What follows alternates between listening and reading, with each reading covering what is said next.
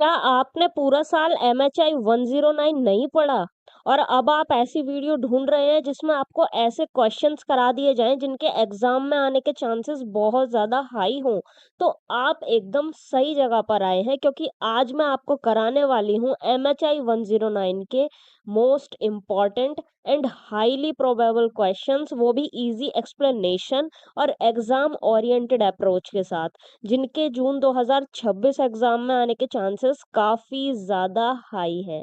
तो सेशन को बिना स्किप किए एंड तक जरूर देखिएगा, वरना बाद में शायद रेग्रेट हो सकता है। अब चलिए बिना समय की बर्बादी करते हुए सेशन को स्टार्ट करते हैं। सबसे पहले आ जाती है कैटेगरी 1, मूल विचारधारा और आधार। और इसमें क्वेश्चन नंबर 1 आ जाता है, राष्ट्रवाद के उदय से संबंधित आधुनिकतावादी सिद्धांतों की व्याख्या कीजिए।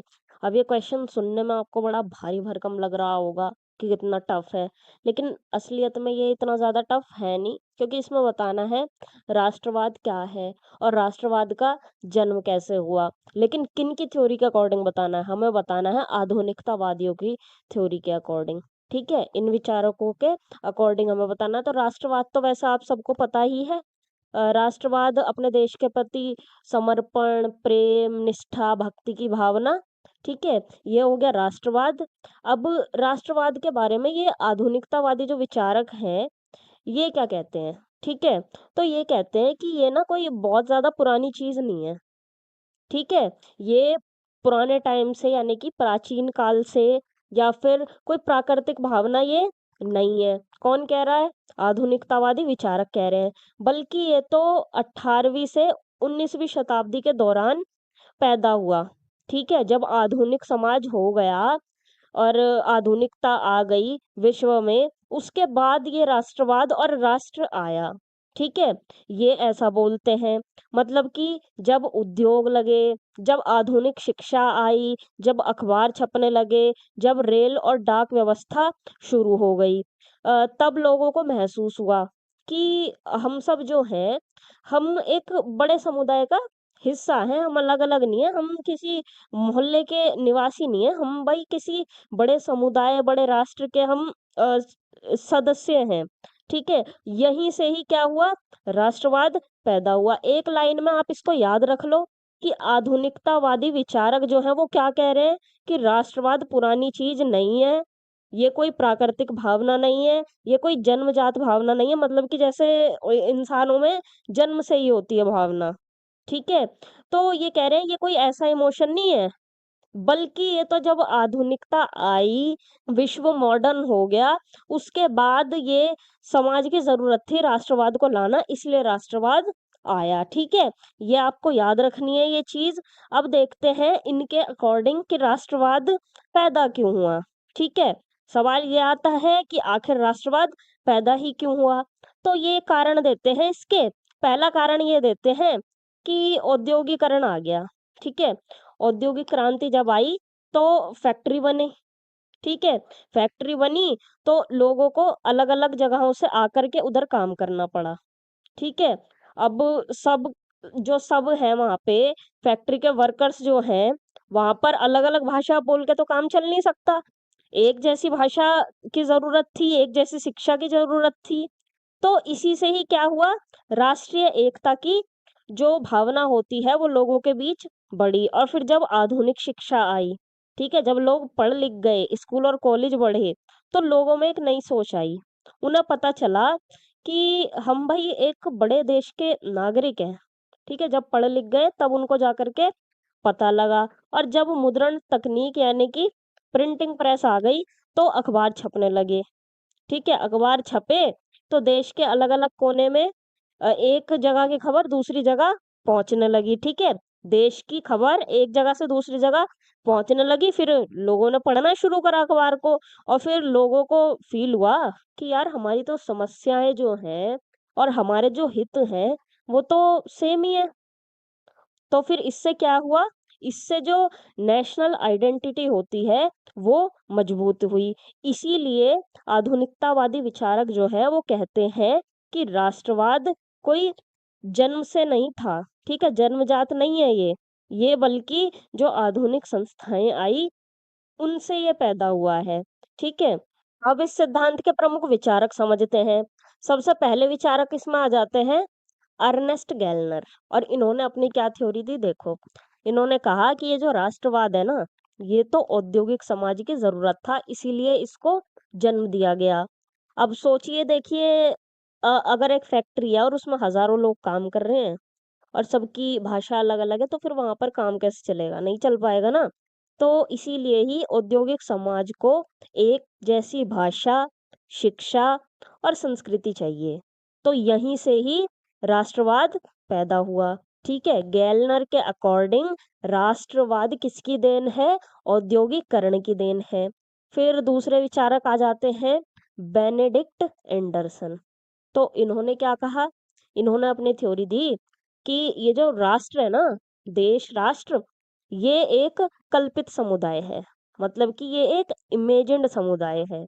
मतलब कि जैसे अब देखो भारत है, भारत में आबादी करोड़ों में है।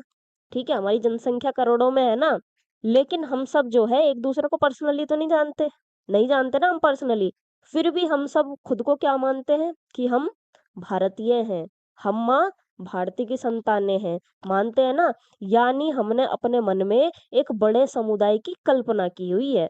ठीक है। अखबार, किताबें और मीडिया, ये सब चीजें क्या करती हैं? ये इस भावना को और ज्यादा मजबूत करती हैं। नेशनल आइडेंटिटी की भावना को क्या करती हैं? मजबूत करती हैं। इसीलिए एंडरसन क्या कह रहे हैं? राष्ट्र को एक कल्पित समुदाय कह रहे हैं।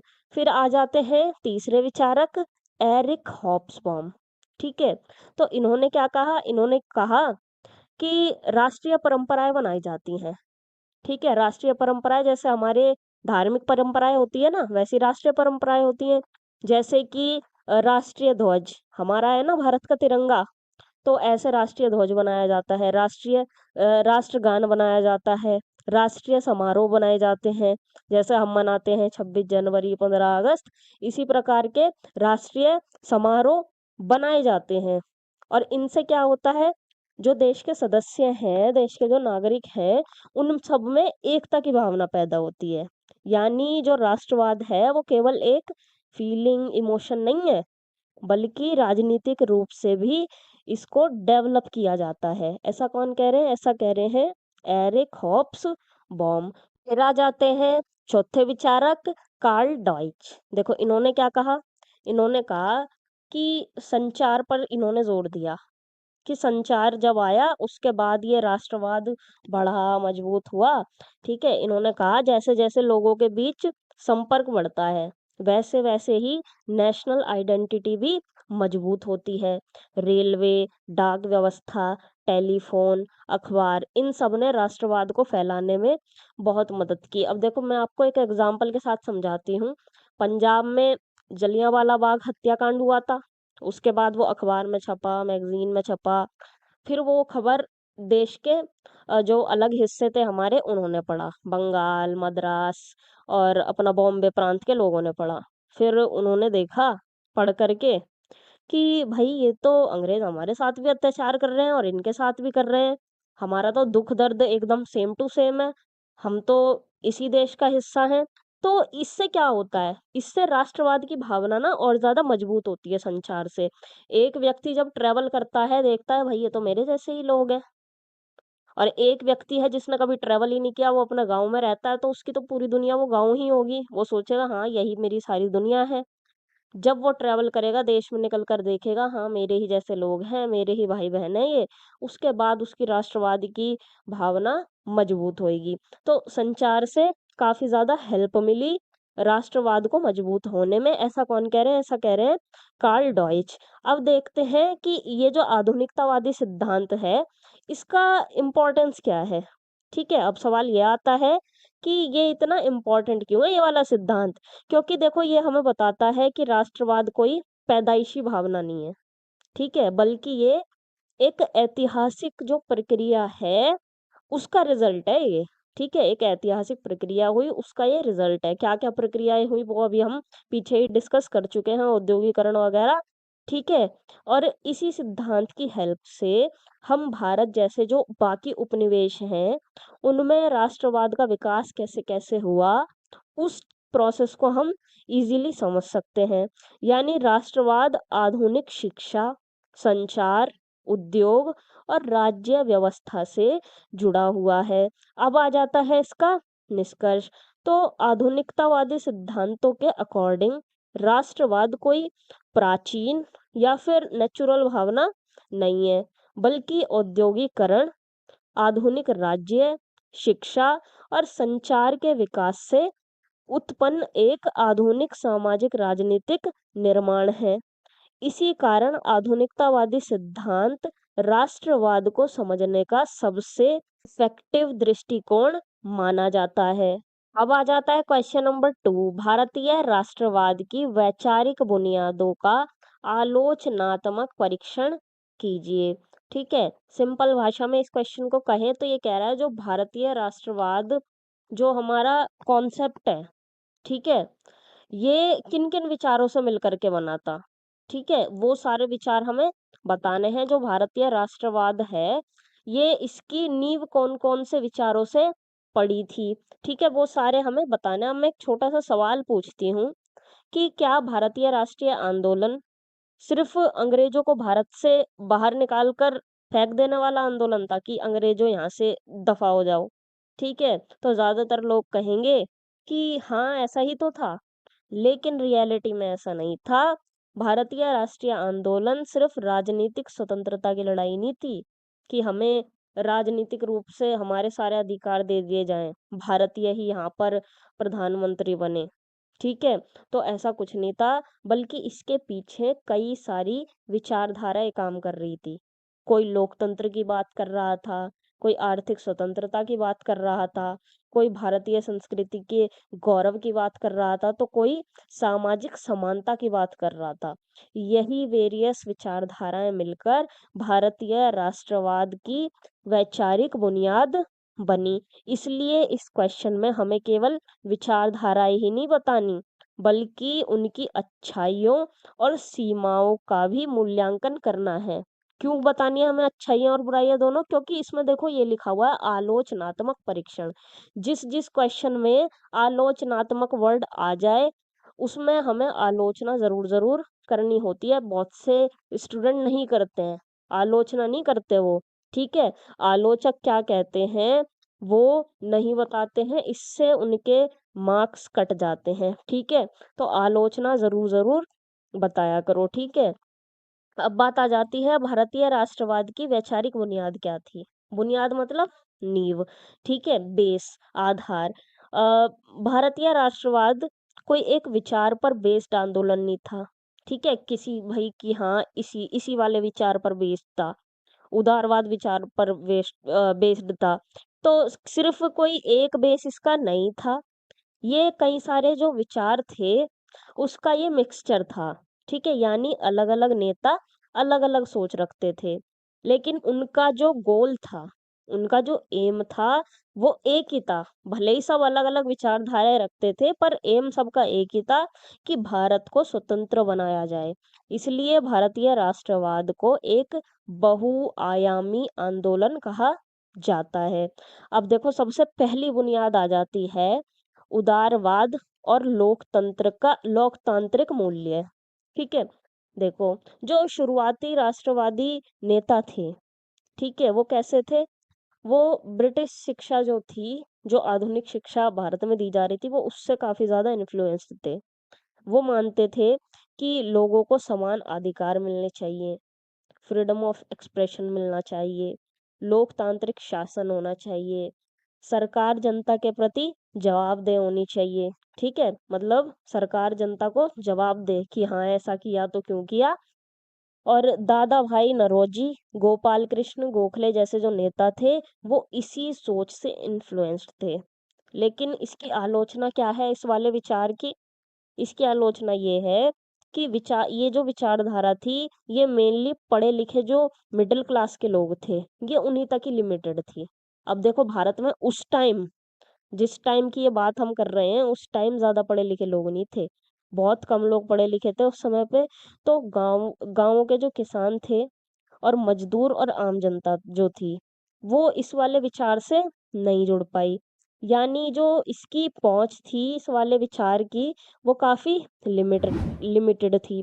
ठीक है, अब दूसरी आ जाती है बुनियाद, आर्थिक राष्ट्रवाद। ठीक है, देखो अगर कोई देश राजनीतिक रूप से तो स्वतंत्र हो जाए, लेकिन उसकी जो अर्थव्यवस्था है वो दूसरे देश के कंट्रोल में रहे, तो क्या वो रियलिटी में स्वतंत्र होगा? न- नहीं होगा, है ना। इसी सोच से क्या हुआ, आर्थिक राष्ट्रवाद पैदा हुआ। भारतीय नेताओं ने कहा कि अंग्रेज केवल हम पे शासन नहीं कर रहे, बल्कि ये हमारा आर्थिक शोषण भी कर रहे हैं, साथ के साथ हमारा जो धन है, हमारी जो संपत्ति है भारत की, ये ढो रहे हैं यहाँ से। ठीक है, ये यहाँ से ढो ढो कर अपने उधर ब्रिटेन में ले जा रहे हैं।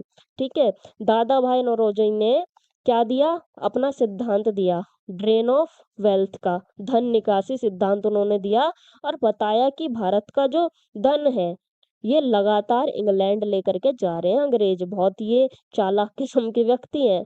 ठीक है, इसलिए आर्थिक स्वराज की मांग उठी। इसकी आलोचना भी है, इसकी आलोचना ये है कि इस विचारधारा ने शोषण की समस्या को तो बताया, आर्थिक शोषण की समस्या को इसने बताया, लेकिन जो आधुनिक उद्योग और ग्रामीण अर्थव्यवस्था है, इसके बीच बैलेंस कैसे बनेगा, इसका कोई क्लियर सॉल्यूशन ये नहीं दे पाया, ये वाला सिद्धांत। ठीक है, फिर तीसरी बुनियाद आ जाती है सांस्कृतिक राष्ट्रवाद। ठीक है, भारतीय नेताओं ने महसूस किया कि अंग्रेज भारतीयों की जो संस्कृति है उसको नीचा दिखाने में लगे हुए हैं। ठीक है, नीचा दिखाने की उसको कोशिश कर रहे हैं कि ये भारत कुछ भी नहीं है, ये इनका कोई अतीत नहीं है, ये तो सपेरे मदारी के देश हैं। अंग्रेज ऐसा सिद्ध करने में लगे हुए थे पूरी दुनिया को। ठीक है, वो जस्टिफाई करते थे जा जाके पूरी दुनिया में कि हम तो इसलिए कर रहे हैं इन पे शासन, असभ्य हैं ये। इसलिए भारतीय राष्ट्रवादियों ने भारत का जो गौरवशाली इतिहास है, जो संस्कृति है और जो परंपराएं हैं, उनको सामने लाना शुरू करा कि देखो भाई, हमारा जो इतिहास है वो बहुत महान है। ठीक है, लोगों के अंदर सेल्फ कॉन्फिडेंस जगाया कि ये अंग्रेज झूठ बोल रहे हैं, इनकी बातों पे यकीन मत करो, हमारा जो अतीत है वो बहुत ज्यादा महान है, और जो हमारी सभ्यता है वो किसी से भी कम नहीं है, हम असभ्य नहीं है हम लोग। ठीक है, इससे क्या हुआ, जो राष्ट्रीय चेतना है वो भारत की जनता में मजबूत हुई। लेकिन इसकी आलोचना भी है, वो है कि कभी कभी ये जो है बहुत संकीर्ण हो जाता था। ठीक है, नैरो हो जाता था। कुछ मामलों में इससे धार्मिक और सांप्रदायिक जो पहचान है वो मजबूत होने लगी, कि हाँ मैं हिंदू हूँ, मैं मुसलमान हूँ, इस तरीके की भावना मजबूत होने लगी इससे। यानी जो राष्ट्रीय एकता है वो बढ़ने के बजाय क्या होने लगी, बंटने लगी। ठीक है, उसकी मतलब ऐसा हुआ नहीं कि बट ही गई, बिल्कुल संभावनाएं पैदा हो गई इस चीज की। ठीक है, फिर चौथी बुनियाद आ जाती है गांधीवादी विचारधारा। ठीक है, इसमें क्या हुआ, गांधी जी ने भारतीय राष्ट्रवाद को एक नई दिशा दी। ठीक है, इन्होंने नई दिशा ये दी, इन्होंने कहा कि सत्य, अहिंसा, स्वराज, ग्राम स्वराज, इन्हीं सिद्धांतों पर राष्ट्र का निर्माण होना चाहिए। ठीक है, ये सब क्या है, ये हम ऑलरेडी MGP 004 में पढ़ चुके हैं, तो इन टर्म्स को मुझे क्लियर करने की यहाँ पे नीड नहीं है। गांधी जी ने आंदोलन को केवल राजनीतिक नहीं रहने दिया, बल्कि उसे नैतिक और सामाजिक बेस भी दिया।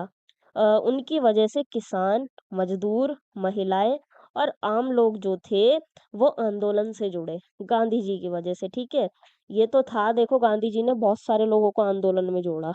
ठीक है, इनका जो आंदोलन था वो काफी ज्यादा समावेशी था, सबको साथ लेकर ये चलते थे। इसकी आलोचना ये है कि कुछ जो विद्वान हैं उनका मानना है कि गांधी जी की ग्राम आधारित जो सोच है, ये आधुनिक औद्योगिकरण की जो जरूरतें हैं उनसे पूरी तरीके से ये मेल नहीं खाती हैं। मार्क्सवादी विचारक जो थे उन्होंने भी गांधी की आलोचना की। पांचवी विचारधारा आ जाती है समाजवादी विचारधारा। तो जवाहरलाल नेहरू और कई जो अन्य नेता थे, इनका मानना था कि सिर्फ राजनीतिक स्वतंत्रता काफी नहीं है, कि भारत के लोग अब देश का शासन प्रशासन संभाल रहे हैं, सिर्फ इतना ही काफी नहीं है, देश में सामाजिक और आर्थिक समानता भी होनी चाहिए। ठीक है। ऐसा ना हो कि जो गरीब हैं वो और ज्यादा गरीब हुए जा रहे हैं और जो अमीर हैं वो और ज्यादा अमीर हुए जा रहे हैं। उन्होंने कहा कि गरीबी खत्म हो, संसाधनों का समान रूप से वितरण हो। ऐसा ना हो कि देश के कुछ लोगों के हाथों में ही संसाधन सिमट करके रह जाएं। राज्य समाज के कल्याण में भूमिका निभाए। ठीक है, सिर्फ शासन ना चलाए, हुक्म ना चलाए बैठ करके, समाज का कल्याण भी करे। इससे क्या हुआ, राष्ट्रवाद को सामाजिक न्याय का बेस मिला। आलोचना क्या थी इसकी, स्वतंत्रता से पहले इस विचारधारा को पूरी तरह लागू नहीं किया जा सकता था। ठीक है, वो पॉसिबल नहीं था, तो इसलिए ये क्या हुआ, ज्यादातर वैचारिक लेवल पर ही सिमट करके रह गई। अब आ जाता है इसका आलोचनात्मक निष्कर्ष। सबसे पहले देखेंगे पॉजिटिव पॉइंट्स। तो भारतीय राष्ट्रवाद कई सारी विचारधाराओं से मिलकर बना था, मिक्सचर था कई सारी विचारधाराओं का। इसने विभिन्न वर्गों को मंच दिया। ठीक है, कोई ऐसा तो नहीं था कि अभिजात वर्ग के ही लोग थे, सभी वर्ग के लोग थे ना, तो उनको एक मंच दिया। स्वतंत्रता आंदोलन को व्यापक आधार मिला इससे। ठीक है, आंदोलन केवल राजनीतिक नहीं बल्कि सामाजिक और आर्थिक आंदोलन भी बना। अब देखते हैं इसके नेगेटिव पॉइंट। तो इसमें ना भारतीय राष्ट्रवाद में मिडिल क्लास का ज्यादा इन्फ्लुएंस था और सामाजिक न्याय की एक स्पष्ट योजना इसमें दिखाई नहीं पड़ती थी। सांस्कृतिक राष्ट्रवाद कभी कभी नैरो हो जाता था और विभिन्न जो विचारधाराएं थी उनमें कई बार आपसी विरोधाभास हो जाता था, मतलब कि मतभेद हो जाता था। ऐसे नहीं कि एक दूसरे का सर्वर फोड़ रहे थे, ऐसे ही बहसबाजी हो जाती थी कि आप क्या ये मांग रहे हो, ऐसे रिक्वेस्ट कर रहे हो इन अंग्रेजों से, इनको पीटो और बाहर निकालो, इनको घसीटो इधर से। तो इस तरीके का नरम दल गरम दल, तो इस तरीके का विरोधाभास इनमें हो जाता था। अब आ जाता है इसका निष्कर्ष। तो भारतीय राष्ट्रवाद की वैचारिक बुनियादें बहुत ज्यादा डाइवर्स और समृद्ध थीं। इनमें उदारवाद, आर्थिक राष्ट्रवाद, सांस्कृतिक पुनर्जागरण, गांधीवादी विचारधारा और समाजवाद जैसे एलिमेंट्स शामिल थे। हालांकि इनमें कुछ सीमाएं और विरोधाभास भी मौजूद थे, फिर भी इन्हीं विचारधाराओं ने भारतीय राष्ट्रीय आंदोलन को व्यापक, गहरा और सक्सेसफुल बनाया। अब आ जाता है क्वेश्चन नंबर 3। औपनिवेशिक शासन के अंतर्गत भारतीय राष्ट्रवाद के विकास की ऐतिहासिक परिस्थितियों का विश्लेषण कीजिए। ठीक है, क्या बताना है कि औपनिवेशिक शासन के दौरान ऐसी कौन कौन सी ऐतिहासिक परिस्थितियां उत्पन्न हुई जिनसे भारत का राष्ट्रवाद मजबूत हुआ और ज्यादा उसका विकास हुआ। तो सबसे पहले समझने वाली बात यह है कि जो भारत का राष्ट्रवाद है ये कोई अचानक से पैदा नहीं हुआ था। भारतीय राष्ट्रवाद कोई एक दिन में पैदा नहीं हुआ था। ये कई सालों तक चलने वाली जो ऐतिहासिक प्रक्रियाएं थी ये उसका रिजल्ट था। जैसे कि अंग्रेजों की आर्थिक नीतियां, राजनीतिक भेदभाव, सामाजिक परिवर्तन, आधुनिक शिक्षा, रेलवे और प्रेस। ठीक है, इन सब ने मिलकर के राष्ट्रवाद को जन्म दिया। जब इन्होंने अंग्रेजों ने हमारे ऊपर शोषण किया तभी तो हमें विरोध की भावना आई कि ये हमारे देश पर कब्जा करके बैठे हैं, राजनीतिक रूप से भी, आर्थिक रूप से भी, हर रूप से। तब जाके हमने विरोध किया कि यहाँ से दफा हो भाई, क्या कर रहे हो हमारे देश में यहाँ। तो सबसे पहली परिस्थिति आ जाती है आर्थिक शोषण या आर्थिक परिस्थितियां। जो आपका दिल करे वो हेडिंग आप यहाँ पर लिख सकते हो।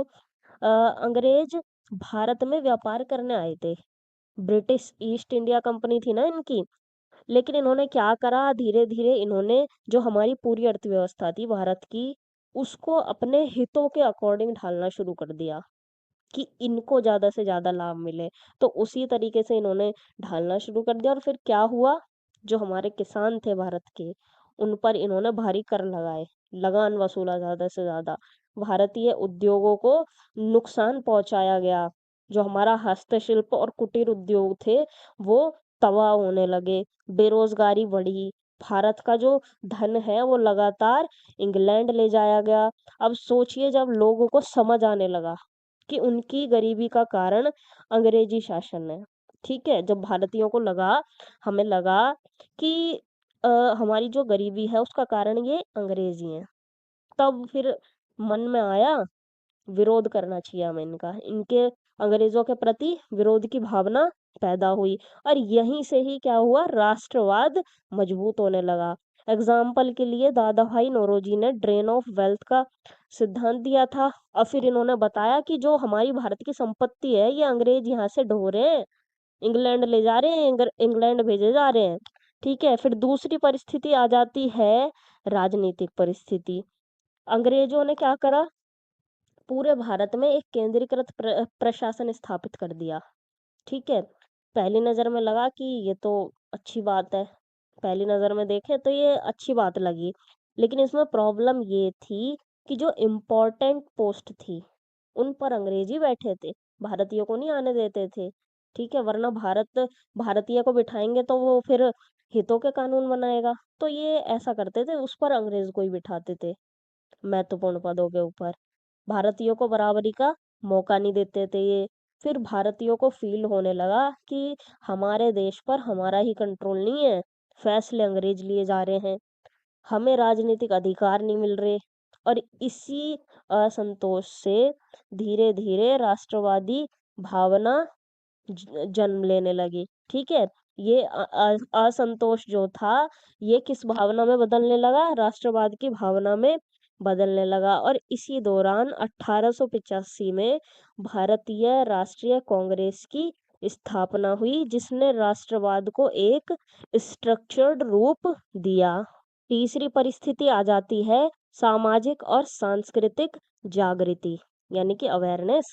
अब देखो, राष्ट्रवाद जो है ये केवल राजनीति से पैदा नहीं होता, इसके लिए लोगों में आत्मसम्मान और अवेयरनेस भी जरूरी होता है। ठीक है, 19वीं शताब्दी में भारत में कई सामाजिक और धार्मिक सुधार आंदोलन शुरू हुए, जैसे कि राजा राममोहन के आंदोलन, स्वामी दयानंद सरस्वती जी के आंदोलन, स्वामी विवेकानंद जी के आंदोलन। इन लोगों ने क्या किया, भारतीय समाज में आत्मविश्वास पैदा किया। ठीक है, कि हम जो हैं, हमारी भी सभ्यता किसी से कम नहीं है, हम भी सभ्य लोग हैं, और जो हमारी धार्मिक संस्कृति है वो बहुत ज्यादा ग्लोरियस है, किसी से कम नहीं है हम लोग। ठीक है, आत्मविश्वास इन्होंने पैदा किया। साथ ही भारतीय इतिहास और संस्कृति के अध्ययन ने लोगों को ये एहसास कराया कि जो हमारा अतीत है वो गौरवशाली रहा है काफी ज्यादा। इससे भारतीय के मन में क्या हुआ, राष्ट्रीय चेतना विकसित हुई। चौथी परिस्थिति आ जाती है आधुनिक शिक्षा और प्रेस। ठीक है, यानी कि मुद्रण। तो इससे हुआ ये कि लोगों को जानकारी पहले नहीं मिलती थी, तो वो आंदोलन कैसे करते जब इन्फॉर्मेशन ही नहीं मिल रही। तो यहीं पर क्या हुआ, आधुनिक शिक्षा और प्रेस ने भूमिका निभानी शुरू की, इससे इन्फॉर्मेशन पहुंचने लगी। अंग्रेजी शिक्षा के जरिए भारतीयों ने लोकतंत्र, स्वतंत्रता, समानता और अधिकार जैसे विचारों को जाना। ठीक है, वो इन विचारों से परिचित हुए कि अच्छा, ऐसे भी ये विचार होते हैं, ये अधिकार होते हैं, तो ये हमको भी मिलने चाहिए ना, हमको क्यों नहीं मिल रही, ये अंग्रेज हमारे ऊपर क्यों शासन कर रहे हैं, हमको आज़ादी नहीं है। तो इस तरीके की अवेयरनेस लोगों में फैली, और दूसरी तरफ जो अखबार थे उन्होंने पूरे देश में राजनीतिक अवेयरनेस फैलाने का काम किया। अब बंगाल में हुई घटना जो थी वो पंजाब तक पहुंचने लगी। ठीक है, पूरे देश की जो घटनाएं हैं वो पूरे देश को पता लगने लगी, अलग अलग हिस्सों की घटनाएं अलग अलग हिस्सों में पहुंचने लगी। इससे लोगों को लगा कि वो एक ही संघर्ष का हिस्सा हैं। ठीक है, उनकी लड़ाई अलग नहीं है, उनकी लड़ाई अंग्रेजों से ही है। ठीक है, उनके दुश्मन सेम ही है। अब पांचवी परिस्थिति आ जाती है संचार और परिवहन। देखो, राष्ट्रवाद के विकास में रेलवे का भी बहुत बड़ा कंट्रीब्यूशन था। पहले भारत के अलग अलग क्षेत्र के लोग एक दूसरे से कटे हुए होते थे, कोई ट्रैवल नहीं करता था ज्यादा, और ना ही इतनी ज्यादा कोई सुविधा थी। ठीक है, लेकिन जब रेलवे, डाक व्यवस्था और टेलीग्राफ आए, तब देश के अलग अलग हिस्सों के लोग आपस में क्या हुए, जुड़ने लगे, और जो विचार थे उनका आदान प्रदान होने लगा। ठीक है, नेताओं के जो संदेश हैं वो पूरे देश में पहुंचने लगे।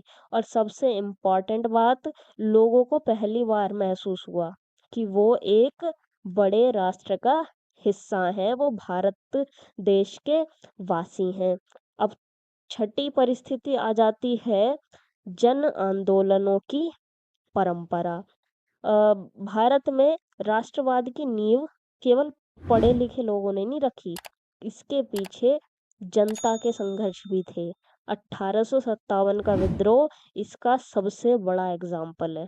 हालांकि ये आधुनिक राष्ट्रवादी आंदोलन नहीं था, लेकिन इसने अंग्रेजी शासन के खिलाफ व्यापक विरोध को जन्म दिया।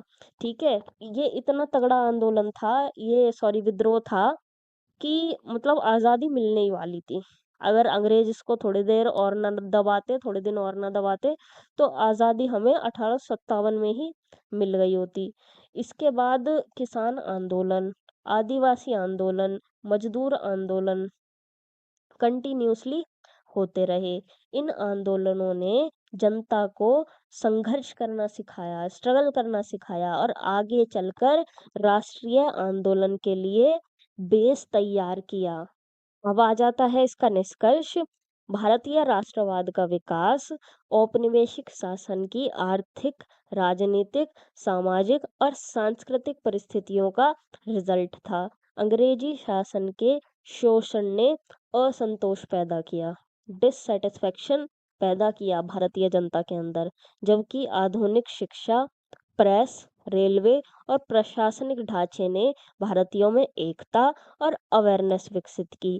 इन सभी परिस्थितियों के संयुक्त प्रभाव से भारतीय राष्ट्रवाद एक स्ट्रक्चर्ड आंदोलन के रूप में विकसित हुआ। अब आ जाता है क्वेश्चन नंबर 4। आर्थिक राष्ट्रवाद से आप क्या समझते हैं? भारतीय संदर्भ यानी कॉन्टेक्स्ट में इसकी भूमिका स्पष्ट कीजिए। देखो, मान लीजिए आप दिन रात मेहनत करके पैसे कमाते हैं, लेकिन हर महीने आपकी सारी कमाई कोई दूसरा व्यक्ति लेकर के चला जाता है। ठीक है, तो आपको कैसा लगेगा? जाहिर सी बात है, आपको गुस्सा आएगा। ठीक यही जो स्थिति है अंग्रेजी शासन के द्वारा भारत की थी। ठीक है, हमारे भारत की ऐसी स्थिति बना के रखी थी अंग्रेजों ने। भारत मेहनत करता था, भारत प्रोडक्शन करता था, भारत से कच्चा माल जाता था, लेकिन उसका सबसे बड़ा फायदा किसको मिलता था? इंग्लैंड को मिलता था। जब भारतीय नेताओं को ये समझना शुरू किया, ठीक है, भारतीय नेताओं ने जब ये चीज समझना शुरू की कि हमारी गरीबी का कारण केवल हमारा भाग्य नहीं है, बल्कि अंग्रेजों की जो आर्थिक नीतियां हैं वो हैं, और यहीं से ही एक नई सोच पैदा हुई, और उसी सोच का नाम था आर्थिक राष्ट्रवाद। सबसे पहले समझो इसका अर्थ क्या होता है। ठीक है, तो आर्थिक राष्ट्रवाद का सीधा सीधा अर्थ है कि जो देश की अर्थव्यवस्था है उसको विदेशी कंट्रोल से आज़ाद कराना, जो देसी उद्योग हैं उनको बढ़ावा देना, राष्ट्रीय जो हित हैं उनके अकॉर्डिंग आर्थिक नीतियां बनाना, विदेशी आर्थिक शोषण का विरोध करना। आसान भाषा में कहें तो भारत का पैसा भारत के विकास में लगे, इंग्लैंड के विकास में नहीं। यही आर्थिक राष्ट्रवाद का मूल विचार था। अब बात यह आ जाती है कि इसकी ज़रूरत क्यों पड़ी? ठीक है, आर्थिक राष्ट्रवाद की ज़रूरत क्यों पड़ी? क्योंकि देखो, अंग्रेजों की आर्थिक नीतियों से भारत को बहुत ज़्यादा नुकसान हो रहा था। क्या हो रहा था? भारतीय कुटीर उद्योग जो थे वो तबाह हो रहे थे, किसानों पर भारी लगान लगाया जा रहा था, भारत से सस्ता कच्चा माल इंग्लैंड भेजा जाता था, और फिर इंग्लैंड से उसको फैक्ट्री में बना बुनू कर वापस उसे तैयार माल में कन्वर्ट करके और फिर वापस से उसको भारत में बेचा जाता था। यहीं हम ही से सस्ते दाम में खरीद के लेके जा रहे हैं उसे कच्चे माल को, और फिर वहां से उसको तैयार माल में कन्वर्ट कर रहे हैं और हम ही को ला के बेच रहे हैं। तो फायदा किसको हो रहा था? अंग्रेजों को हो रहा था, और नुकसान किसको उठाना पड़ रहा था? हमें उठाना पड़ रहा था, भारतीयों को उठाना पड़ रहा था। धीरे धीरे भारतीय नेताओं को समझ आने लगा कि राजनीतिक स्वतंत्रता के साथ साथ आर्थिक स्वतंत्रता भी जरूरी है, तभी भारत का आर्थिक रूप से विकास हो पाएगा, वरना ये फायदा उठाते रहेंगे, हम गरीब के गरीब रह जाएंगे और ये भैया अमीर हो जाएंगे। यहीं से आर्थिक राष्ट्रवाद का विकास हुआ। अब भारत के कॉन्टेक्स्ट में आर्थिक राष्ट्रवाद की भूमिका को देखते हैं। देखो अब आर्थिक राष्ट्रवाद की शुरुआत की बात करें तो सबसे पहला नाम आता है दादा भाई नौरोजी का। ठीक है। इन्होंने क्या किया, इन्होंने ट्रेन ऑफ वेल्थ धन निकासी का सिद्धांत दिया। इन्होंने बताया कि भारत की संपत्ति को लगातार इंग्लैंड भेजा जा रहा है, ढो रहे हैं यहाँ से हमारा सामान सारा, हमारी सारी संपत्ति। उन्होंने कहा कि भारत गरीब इसलिए नहीं है कि भारतीय मेहनत नहीं करते, ऐसा कुछ नहीं है, ना हमारा भाग्य खराब है और ना हम कामचोर हैं, बल्कि ये इसलिए हो रहा है, हम गरीब इसलिए हो रहे हैं कि हमारा धन जो है वो बाहर लेकर जाया जा रहा है, ये अंग्रेज इंग्लैंड लेके जा रहे हैं। इस सिद्धांत ने भारतीयों की आंखें खोल दी। इसके बाद आरसी दत्त, एमजी रानाडे जैसे जो नेता थे, इन्होंने अंग्रेजों की जो आर्थिक नीतियां थी इसकी आलोचना की। इन्होंने बताया कि ब्रिटिश भूमि नीतियां जो हैं वो गलत हैं, स्थायी बंदोबस्त, महालवाड़ी, रैयतवाड़ी, ये जो भूमि नीतियां हैं ये गलत हैं, किसानों का इससे शोषण हो रहा है और भारतीय उद्योगों को जानबूझकर कमजोर किया जा रहा है। इससे आर्थिक राष्ट्रवाद क्या हुआ, और ज्यादा मजबूत हो गया। अब आते हैं आर्थिक राष्ट्रवाद के सबसे प्रैक्टिकल रूप पर। तो 1905 में बंगाल विभाजन का विरोध करने के लिए स्वदेशी आंदोलन शुरू किया। ठीक है। बंगाल विभाजन किया था ना लॉर्ड कर्जन ने, ये कहते हुए कि हम तो भाई अपनी प्रशासनिक सुविधा के लिए कर रहे हैं, बंगाल बहुत बड़ा है, हम मैनेज नहीं कर पाते। लेकिन असलियत ये थी कि हिंदू और मुसलमान में फूट डालने के लिए, लड़ाई करवाने के लिए ये विभाजन किया गया था। तो इसी का ही विरोध करने के लिए स्वदेशी आंदोलन शुरू किया। लेकिन ये जो आंदोलन था ये केवल राजनीतिक आंदोलन नहीं था, ये आर्थिक राष्ट्रवाद का भी एक बहुत बड़ा एग्जाम्पल था। लोगों ने कहा विदेशी कपड़े नहीं खरीदेंगे, विदेशी सामान का बहिष्कार करेंगे, देसी वस्तुएं हम खरीदेंगे और भारतीय उद्योगों को बढ़ावा देंगे। यानी पहली बार आर्थिक राष्ट्रवाद जनता के लेवल पर दिखाई दिया। अब आते हैं गांधी जी पर। तो गांधी जी ने आर्थिक राष्ट्रवाद को एक नया रूप दिया। इन्होंने कहा खादी अपनाओ, ग्राम उद्योग बढ़ाओ, आत्मनिर्भर बनो। गांधी जी का मानना था कि भारत तभी मजबूत होगा जब गांव मजबूत होंगे। इसलिए उन्होंने आर्थिक राष्ट्रवाद को केवल आर्थिक नहीं बल्कि सामाजिक आंदोलन भी बना दिया। नेक्स्ट आ जाता है मजदूर और किसान आंदोलन। तो आर्थिक राष्ट्रवाद केवल बड़े नेताओं तक लिमिटेड नहीं था, किसानों और मजदूरों ने भी इसमें अपना रोल अदा किया था। उन्होंने आर्थिक शोषण के खिलाफ आवाज उठाई। धीरे धीरे लोगों को समझ आने लगा कि उनकी समस्याओं का जो संबंध है वो अंग्रेजी शासन से है। ठीक है, लोगों को समझ आया हम सबकी समस्याएं सेम हैं और उन समस्याओं की जड़ कौन है, अंग्रेज हैं। इस तरह आर्थिक संघर्ष राष्ट्रीय संघर्ष का हिस्सा बन गया। फिर देखो आर्थिक राष्ट्रवाद का प्रभाव केवल स्वतंत्रता आंदोलन तक लिमिटेड नहीं रहा। आजादी के बाद भारत ने जो आर्थिक नीतियां अपनाई, ठीक है, आजादी मिलने के बाद जो हमारी आर्थिक नीतियां थी, आत्मनिर्भरता, राष्ट्रीय विकास, सामाजिक न्याय, योजनाबद्ध विकास, इन सब की नींव जो है वो काफी हद तक आर्थिक राष्ट्रवाद की सोच पर ही आधारित थी। इवन अभी तक भी जो हमारी आर्थिक नीतियां हैं वो इसी की ही झलक उसमें दिखाई पड़ती है। ठीक है, आर्थिक राष्ट्रवाद की। अब आ जाता है इसका निष्कर्ष। तो आर्थिक राष्ट्रवाद भारतीय राष्ट्रीय आंदोलन का एक महत्वपूर्ण आधार था।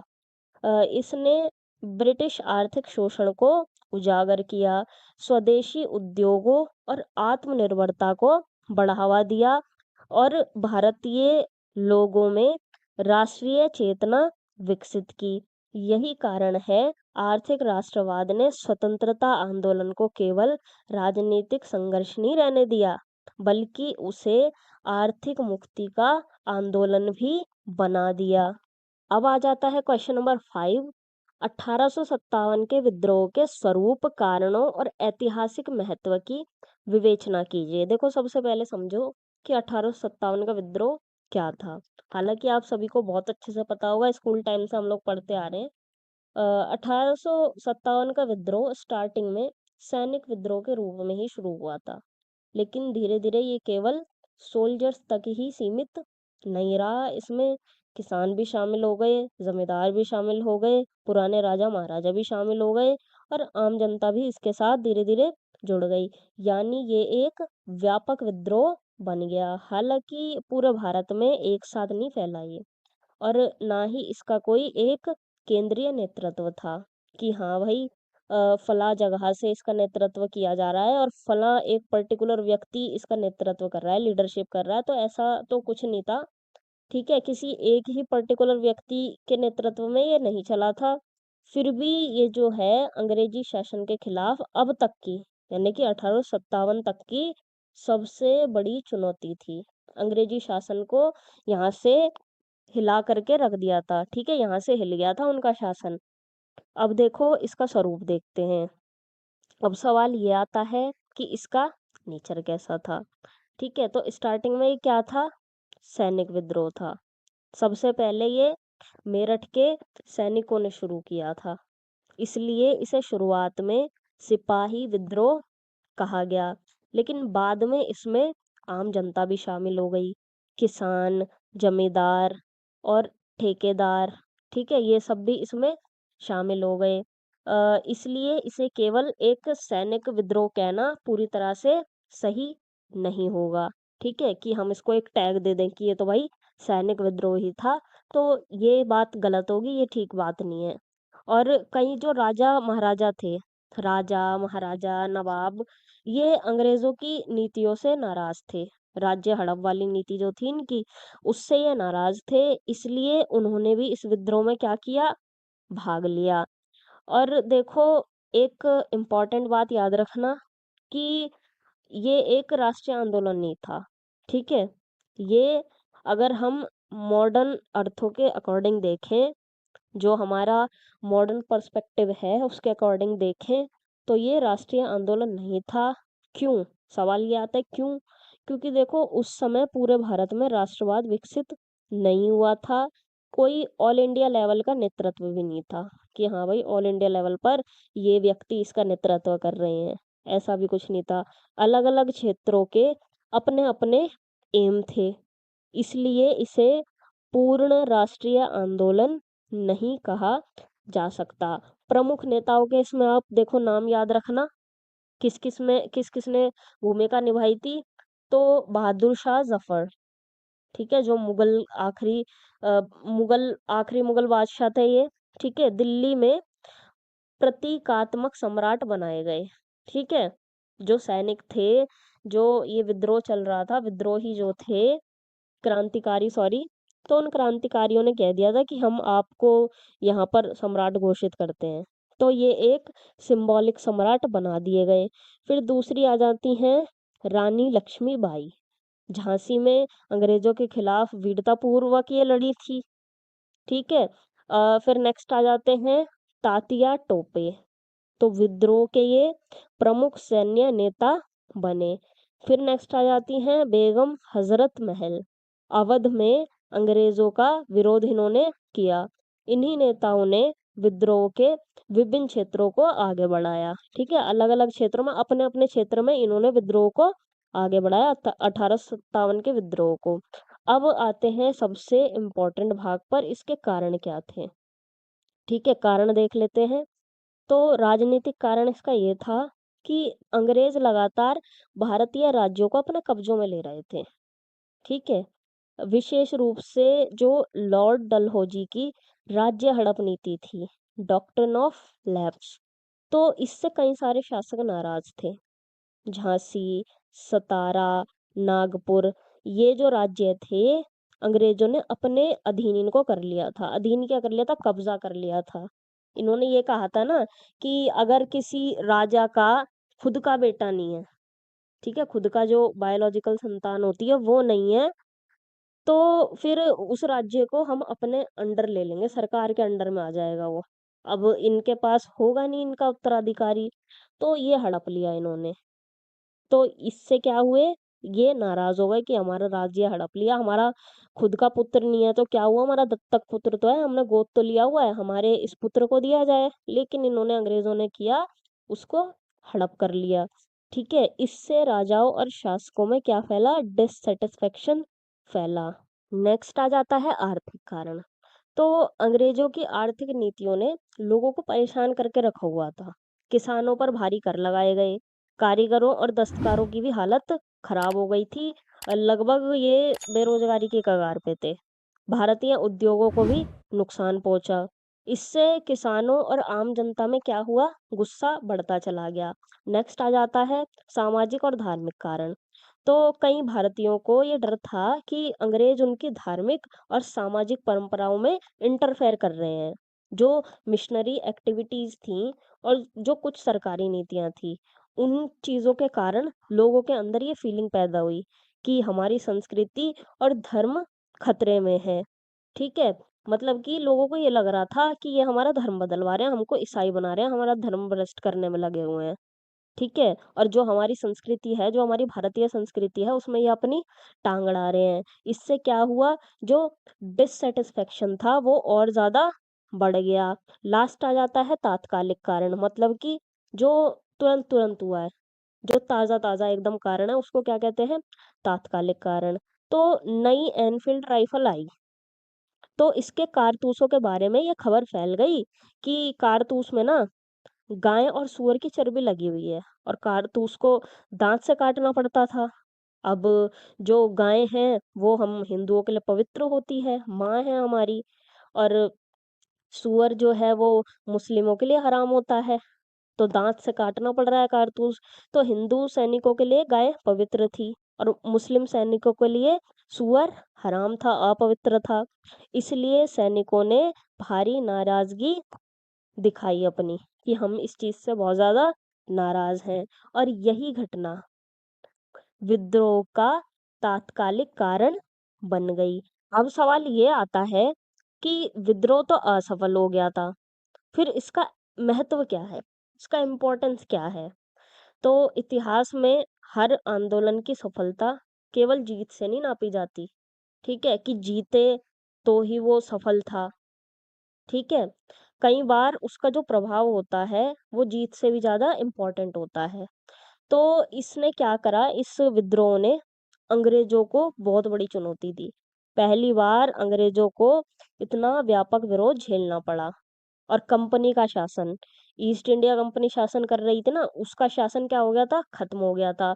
1858 में ईस्ट इंडिया कंपनी का शासन खत्म कर दिया गया था, और भारत का शासन डायरेक्ट कहाँ पर चला गया था, ब्रिटिश क्राउन के हाथों में चला गया था। और प्रशासन और सेना में भी बदलाव किए गए। अंग्रेजों ने अपनी नीतियों में कई बदलाव किए, सेना का पुनर्गठन किया। ठीक है, अंग्रेजी सैनिक रखना ज्यादा शुरू कर दिया और भारतीय सैनिक रखना कम शुरू कर दिया, ताकि विद्रोह ना कर दें। ठीक है, फिर चौथा इम्पोर्टेंस इसकी आ जाती है, स्वतंत्रता आंदोलन की भी यहाँ से नींव पड़ गई, और ये सबसे इम्पोर्टेंट बात थी इसकी। 1857 ने भारतीयों में ये विश्वास जगाया कि अंग्रेजों का विरोध भी किया जा सकता है। और यही फीलिंग आगे चलकर राष्ट्रीय आंदोलन और स्वतंत्रता संग्राम की प्रेरणा बना। अब आ जाता है इसका निष्कर्ष। तो 1857 का विद्रोह भारतीय इतिहास की एक निर्णायक घटना था। इसके पीछे राजनीतिक, आर्थिक, सामाजिक, धार्मिक और सैनिक कारण कार्यरत थे। हालांकि ये विद्रोह अपने तत्काल उद्देश्य में सक्सेसफुल नहीं हुआ, फिर भी इसने ब्रिटिश शासन की कमजोरियों को उजागर किया, कंपनी शासन का अंत किया, और भारतीय स्वतंत्रता संग्राम के लिए मजबूत आधार तैयार किया।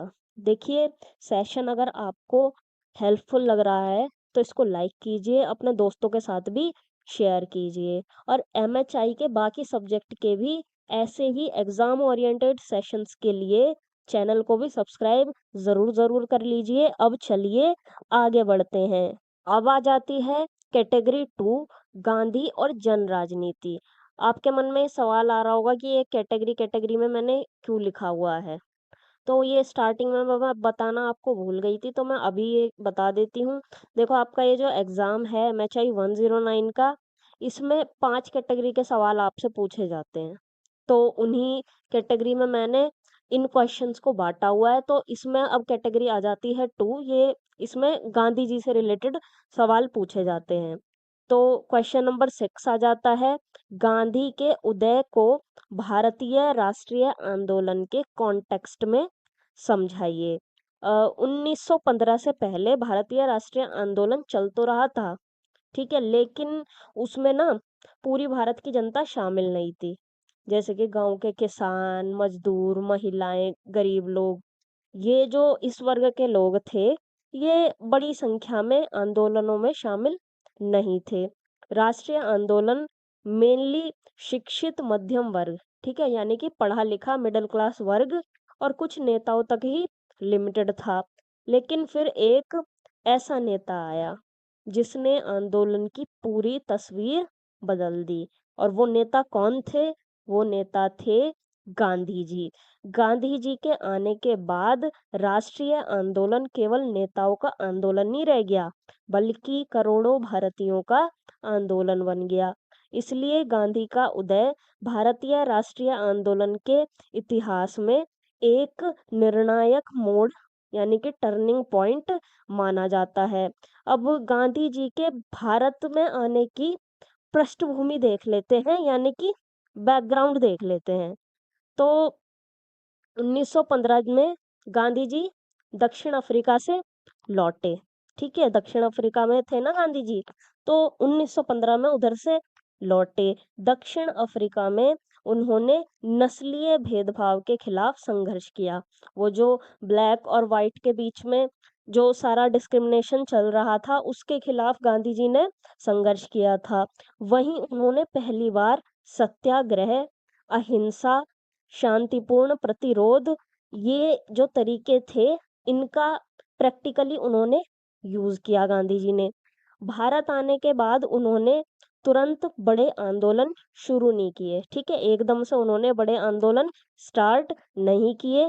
पहले उन्होंने पूरे देश का भ्रमण किया, ठीक है, यानी कि ट्रैवल किया पूरे देश में। उन्होंने गांव में जाकर किसानों की प्रॉब्लम्स समझी, मजदूरों की परेशानियां देखी और आम जनता की वास्तविक स्थिति को जाना, ठीक है, जो आम जनता थी उनकी कैसी कंडीशन है, उसको गांधी जी ने समझने की कोशिश की। यानी कि पूरा जो भारत की कंडीशन थी, वो गांधी जी ऑब्जर्व करके देखना चाहते थे कि आखिर चल क्या रहा है, ठीक है, कैसा माहौल है। अब सवाल आता है कि गांधी जी राष्ट्रीय नेता कैसे बने? तो इसके पीछे 3 इम्पोर्टेंट आंदोलन थे। पहला था चंपारण सत्याग्रह 1917 का। अब बिहार में चंपारण में किसानों पर नील की खेती करने का प्रेशर डाला जाता था। ये जो 12th या 11th क्लास की इंग्लिश की बुक है, उसमें जो इंडिगो चैप्टर है, तो वही, ठीक है, वो सिचुएशन उसमें काफी डिटेल से दिखाई गई है। फिर गांधी जी ने किसानों का इसमें साथ दिया, जबरदस्ती खेती करवा रहे थे ना नील की, और नील की खेती करने से जो किसानों की जमीन थी, जो खेत थे, उसकी फर्टिलिटी बिल्कुल घट जाती थी, एक तरीके से वो बंजर बन जाती थी। तो गांधी जी ने इस चीज में उनका साथ दिया और एट द एंड अंग्रेजों को झुकना पड़ा। फिर दूसरा बड़ा आंदोलन आ गया था इनका, अहमदाबाद मील मजदूर आंदोलन, जो कि 1918 में था। यहाँ गांधी जी ने मजदूरों के अधिकारों के लिए संघर्ष किया। फिर तीसरा खेड़ा सत्याग्रह 1918 का ही है ये भी। गुजरात के खेड़ा में फसल खराब होने के बावजूद भी किसानों से कर वसूला जा रहा था। फसल खराब हो गई और फिर भी किसानों पर प्रेशर बना के उनसे कर वसूल रहे थे, वो बेचारे कहाँ से दे। तो गांधी जी ने किसानों का नेतृत्व किया। सरकार को इससे क्या हुआ? राहत देनी पड़ी। यहाँ पर भी क्या हुई? झुके अंग्रेज। इन आंदोलनों ने गांधी जी को जनता का नेता बना दिया कि ये तो भाई हमारा बड़ा साथ दे रहे हैं, ये तो हमारे ही जैसे हैं, ठीक है। नेक्स्ट आ जाता है गांधी जी के नेतृत्व की विशेषताएं। तो गांधी जी ने ऐसा क्या किया जो उनसे पहले कोई नहीं कर पाया? तो उन्होंने राष्ट्रीय आंदोलन को जनता से जोड़ दिया। ठीक है, इससे पहले जो आम जनता थी, जो निचले वर्ग के लोग थे, वो इसमें पूरी तरीके से शामिल नहीं थे। पहले आंदोलन शहरों और पढ़े लिखे लोगों तक लिमिटेड था, लेकिन गांधी जी ने किसानों को जोड़ा, मजदूरों को जोड़ा, महिलाओं को जोड़ा, ग्रामीण यानी कि गांव में रहने वाली जनता को जोड़ा। यानी पहली बार राष्ट्रीय आंदोलन वास्तव में जन आंदोलन बन गया। अब आजादी की लड़ाई केवल नेताओं की नहीं, बल्कि आम जनता की भी लड़ाई बन गई। दूसरी विशेषता आ जाती है सत्य और अहिंसा पर आधारित राजनीति। तो ये गांधी जी की दूसरी सबसे बड़ी विशेषता थी, सत्य और अहिंसा। गांधी जी मानते थे कि हिंसा से टिकाऊ समाधान नहीं मिल सकता, परमानेंट सॉल्यूशन नहीं मिल सकता हिंसा से। इसलिए उन्होंने कहा कि अन्याय का विरोध तो करो, लेकिन हिंसा मत करो। उन्होंने सत्याग्रह को आंदोलन का हथियार बनाया। ठीक है, क्या हथियार चुना उन्होंने संघर्ष करने के लिए? सत्याग्रह, हिंसा नहीं चुनी गांधी जी ने। यानी बिना हथियार उठाए भी अंग्रेजी शासन को चुनौती दी जा सकती है। ठीक है, इससे ये पता चला, गांधी जी के सत्याग्रह से ये बात पता चली। ये उस समय दुनिया के लिए भी एक बिल्कुल नई सोच थी। फिर तीसरी आ जाती है सामाजिक सुधार। तो गांधी जी समाज सुधारक भी थे। उन्होंने खादी को बढ़ावा दिया, स्वच्छता पर जोर दिया, छुआछूत का विरोध किया, शिक्षा सुधार की बात की। उनका मानना था कि केवल राजनीतिक स्वतंत्रता काफी नहीं है, समाज को बदलना भी जरूरी है। इसलिए उन्होंने सामाजिक सुधारों को राष्ट्रीय आंदोलन से जोड़ दिया। फिर लास्ट आ जाती है विशेषता, नई रणनीतियां। तो अब बात करते हैं कि उनकी राजनीतिक रणनीतियां क्या थी, स्ट्रेटेजीज क्या थी गांधी जी की। तो गांधी जी की लीडरशिप में कई बड़े आंदोलन हुए। पहला असहयोग आंदोलन 1920 में लोगों से अंग्रेजी संस्थाओं का बहिष्कार करने को कहा गया। फिर हुआ सविनय अवज्ञा आंदोलन 1930 में, जो कि अन्यायपूर्ण कानूनों को शांतिपूर्ण तरीके से तोड़ा गया। दांडी मार्च इसका सबसे फेमस उदाहरण है। फिर हुआ भारत छोड़ो आंदोलन 1942 में। इस आंदोलन ने अंग्रेजों को साफ मैसेज दिया, अब भारत पर शासन करना पॉसिबल नहीं है। इन आंदोलनों ने राष्ट्रीय आंदोलन को नई दिशा दी और नई एनर्जी दी।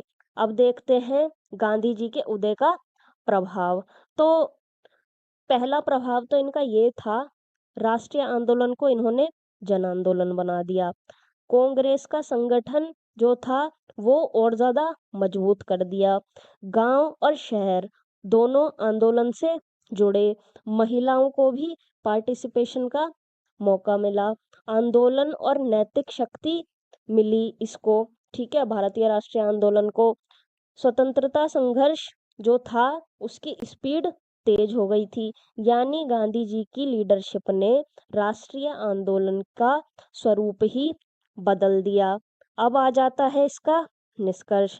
तो गांधी जी का उदय भारतीय राष्ट्रीय आंदोलन के इतिहास में एक टर्निंग पॉइंट था। उन्होंने आंदोलन को शिक्षित वर्ग की सीमाओं से निकालकर जनता तक पहुंचाया। सबको इन्होंने ऐड कर लिया था ना इसमें। सत्य और अहिंसा को संघर्ष का बेस बनाया और राष्ट्रीय आंदोलन को व्यापक जन आंदोलन में परिवर्तित कर दिया। उनके लीडरशिप ने स्वतंत्रता संघर्ष को एक नई दिशा दी, नई ऊर्जा और नैतिक शक्ति प्रोवाइड की। अब आ जाता है क्वेश्चन नंबर 7, खिलाफत और असहयोग आंदोलन के उद्देश्य, स्वरूप और प्रभावों की चर्चा कीजिए। सबसे पहले आप बैकग्राउंड समझ लो कि ये आंदोलन शुरू क्यों हुए।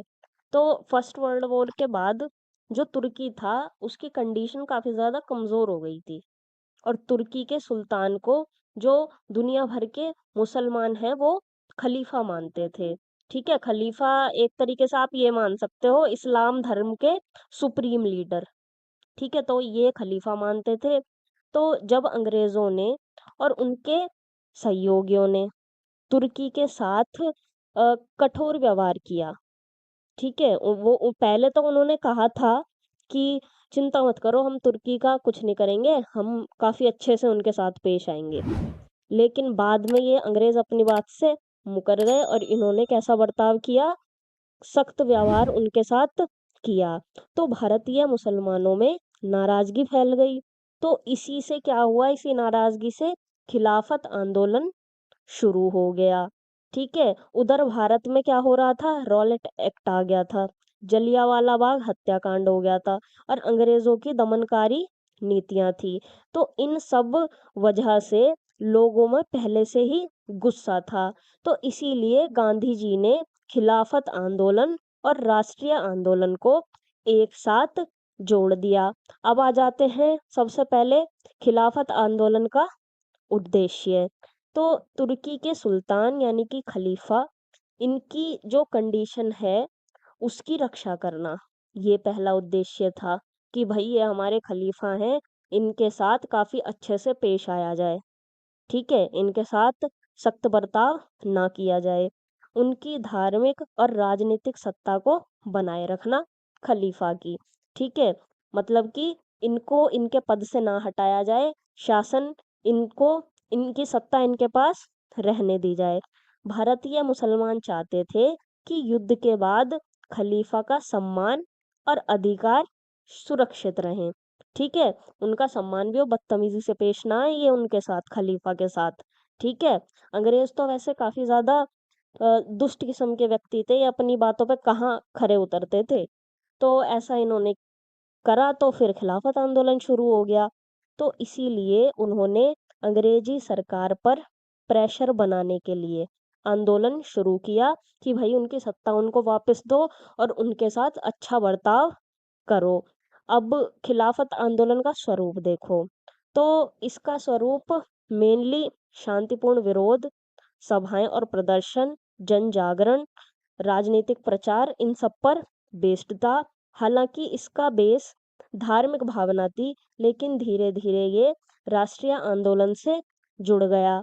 यही इसकी सबसे बड़ी क्वालिटी थी। फिर आ जाता है इसका प्रभाव।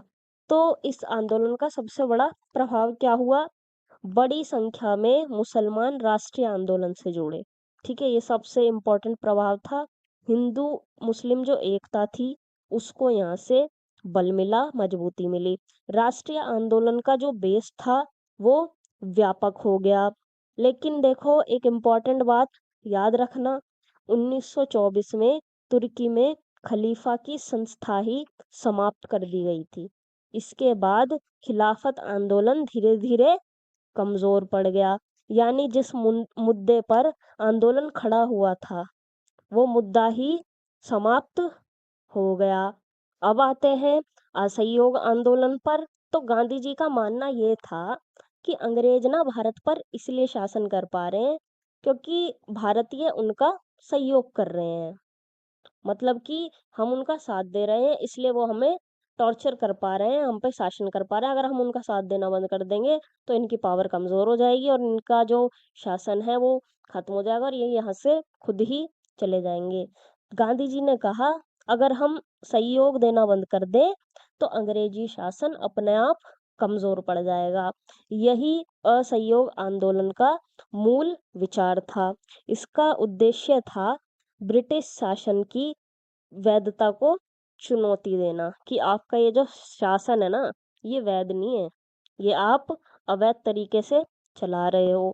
स्वराज की प्राप्ति करना, जनता को राष्ट्रीय आंदोलन से जोड़ना, और ये आंदोलन पूरी तरह से अहिंसक किस्म का था। इसके तहत लोगों को क्या कहा गया, ये कहा गया कि ऐसा करो, विदेशी वस्तुओं का ना बहिष्कार कर दो और सरकारी स्कूल कॉलेजों का भी बहिष्कार करो, उनको छोड़ दो, वहां जाओ ही मत। और जो अदालतें हैं, कोर्ट मतलब, और सरकारी संस्थाएं जो हैं उनका भी बहिष्कार कर दो। और अंग्रेजों के द्वारा जो दी गई अ, उपाधियां हैं, जो भी अवार्ड्स हैं वो सब भी वापस कर दो और साथ ही खादी को अपनाओ, चरखा चलाओ, स्वदेशी वस्तुओं का यूज करो। यानी ये केवल विरोध का आंदोलन नहीं था, बल्कि आत्मनिर्भरता का भी आंदोलन था। अब इसका प्रभाव देखते हैं।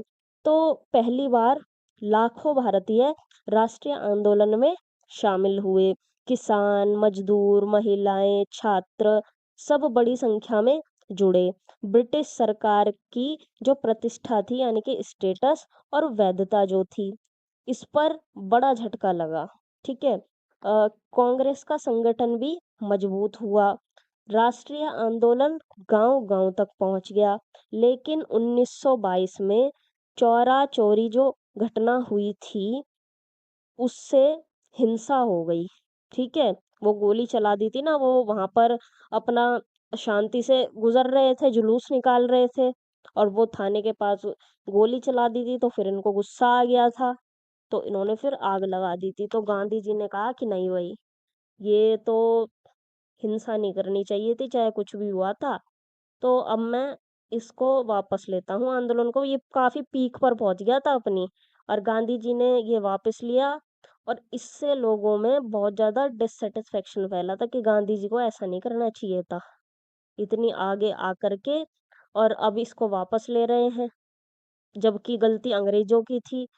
वो मतलब उनकी पुलिस की थी, उन्होंने पहले गोली चलाई थी, तब भी गांधी जी ऐसे कर रहे। तो गांधी जी से भी काफी नाराज हुए थे लोग। ठीक है। तो इसीलिए गांधी जी ने वापस ले लिया था, लेकिन गांधी जी से नाराज भी हुए थे लोग। अब इन दोनों जो आंदोलन है, इनका संयुक्त प्रभाव क्या हुआ? तो इससे हिंदू मुस्लिम एकता मजबूत हुई। राष्ट्रीय आंदोलन को सामाजिक आधार है वो मिला।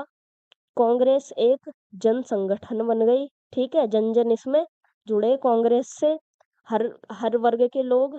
गांधी जी राष्ट्रीय राजनीति के सबसे बड़े नेता बनकर उभरे। स्वतंत्रता आंदोलन की दिशा और स्वरूप दोनों चीजें बदल गई। अब आंदोलन केवल नेताओं तक सीमित नहीं रहा, बल्कि आम जनता का आंदोलन बन गया।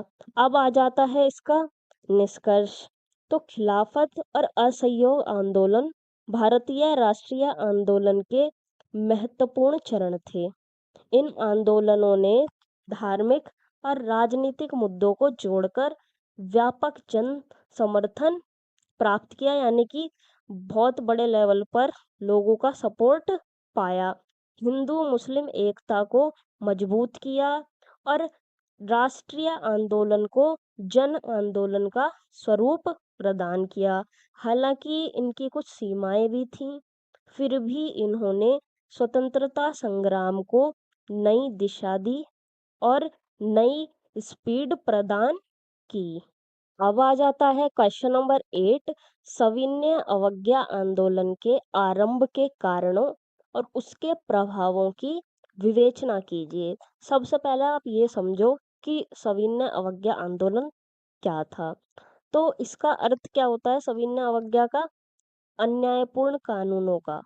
ठीक है। जो गलत कानून है, जो शोषण कर रहे हैं चालाक वे में, तो उससे उसका शांतिपूर्ण ढंग से, ठीक है, हिंसा से नहीं, शांतिपूर्ण ढंग से उसको तोड़ना। ठीक है। जैसे गांधी जी ने नमक कानून को तोड़ा था, हिंसा नहीं की थी, जा गए उधर, नमक बनाया और तोड़ दिया, और फिर उसके बाद जो सजा मिली उसको एक्सेप्ट किया।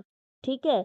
मतलब कि कानून तोड़ना है, लेकिन हिंसा बिना किए, हिंसा नहीं करनी। गांधी जी का मानना था कि जब कोई कानून जनता के हित के खिलाफ हो, तो उसका अहिंसक विरोध करना नागरिकों का अधिकार है। चुपचाप उसको सहना नहीं है। चुपचाप सहोगे तो फिर तुम भी उसके दोषी हो, क्योंकि तुम सह रहे हो चुपचाप। इसी सोच के आधार पर 1930 में सविनय अवज्ञा आंदोलन शुरू हुआ। अब आता है इसके आरंभ के कारण। ठीक है। ये स्टार्ट ही क्यों हुआ? सबसे पहले आ जाता है मोंटेग्यू चेम्सफोर्ड सुधारों से असंतोष। ये सबसे पहला कारण था।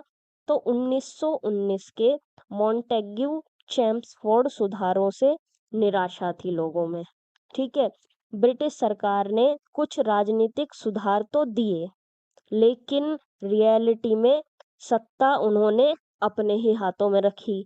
ठीक है, यानी कि सिर्फ दिखावा किया कि हम तुम्हें भी अ, सत्ता में भागीदारी दे रहे हैं, लेकिन असलियत में सत्ता किसके हाथों में थी? उन्हीं के ही, अंग्रेजों के ही हाथों में थी।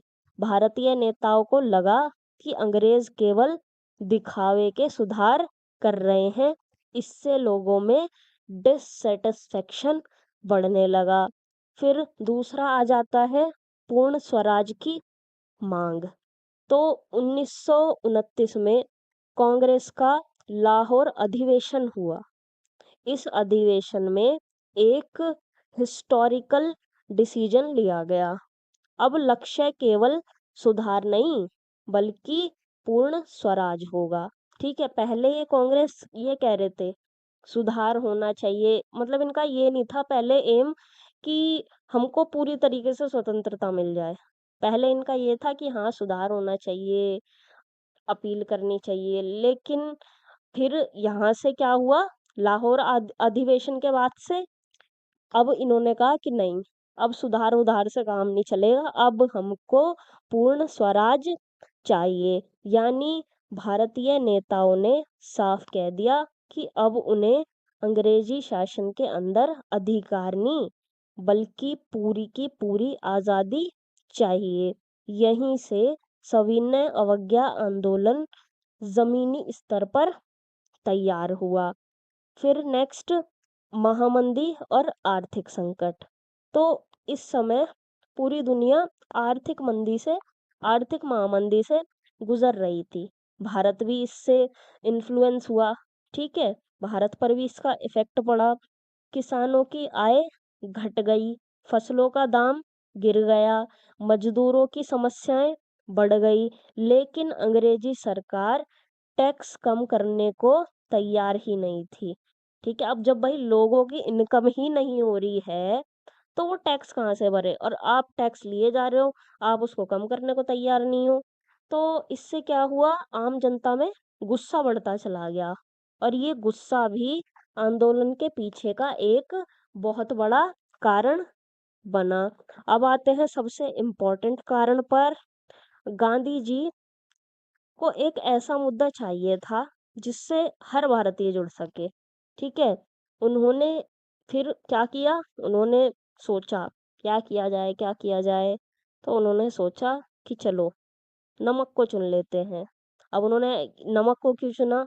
क्योंकि देखो, नमक अमीर गरीब, हिंदू मुस्लिम, किसान मजदूर सभी की नीड है ना। बिना नमक का खाना कैसे खा पाएंगे, कहाँ अच्छा लगता है बिना नमक का खाना, है ना।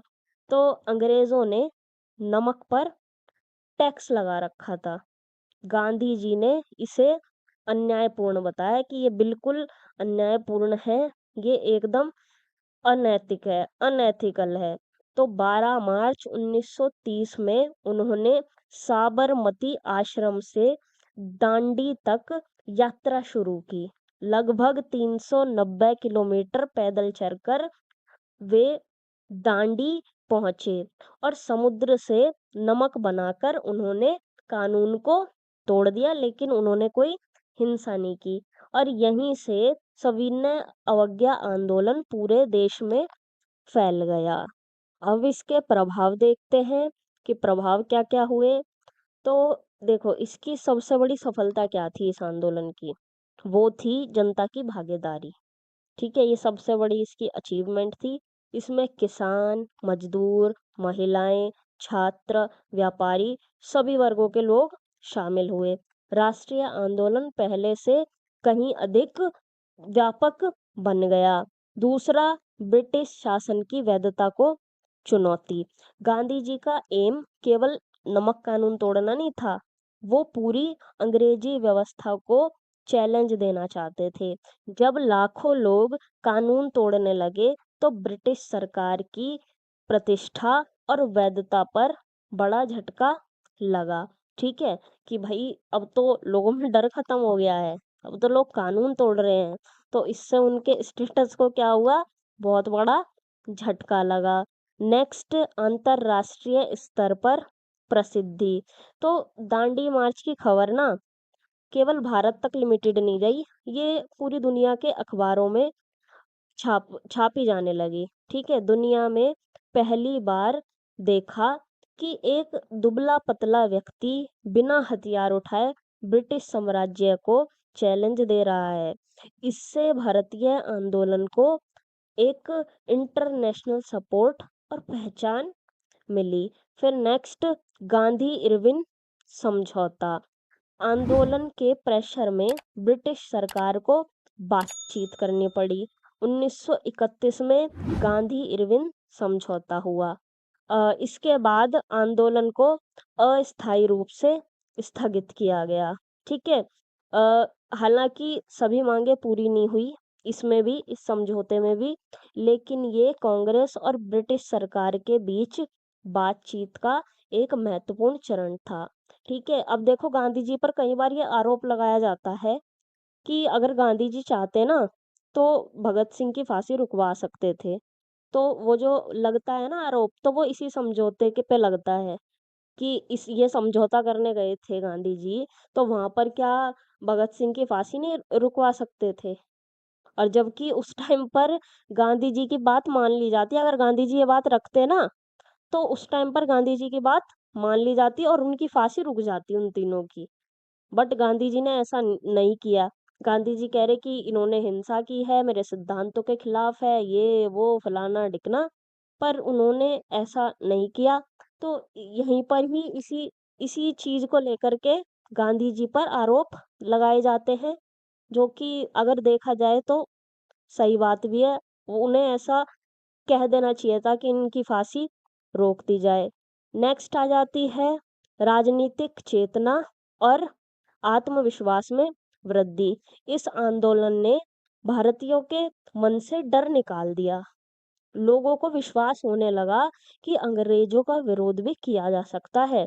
ये कोई भूत वूत नहीं है, ये भी इंसान है, इन्हें भी उठा करके पटका जा सकता है। राजनीतिक जागरूकता और आत्मविश्वास, इन दोनों ही चीजों में वृद्धि हुई। यही इसकी सबसे बड़ी अचीवमेंट्स थी। अब आ जाता है इसका निष्कर्ष। तो सविनय अवज्ञा आंदोलन भारतीय राष्ट्रीय आंदोलन का एक इम्पोर्टेंट फेज था। इसकी शुरुआत ब्रिटिश नीतियों से असंतोष, पूर्ण स्वराज की मांग, आर्थिक संकट और नमक कानून के विरोध के वजह से हुई। इस आंदोलन ने ब्रिटिश शासन की वैधता को चैलेंज दिया, जनता में राजनीतिक चेतना जगाई और स्वतंत्रता संग्राम को नई एनर्जी और नई डायरेक्शन प्रदान की।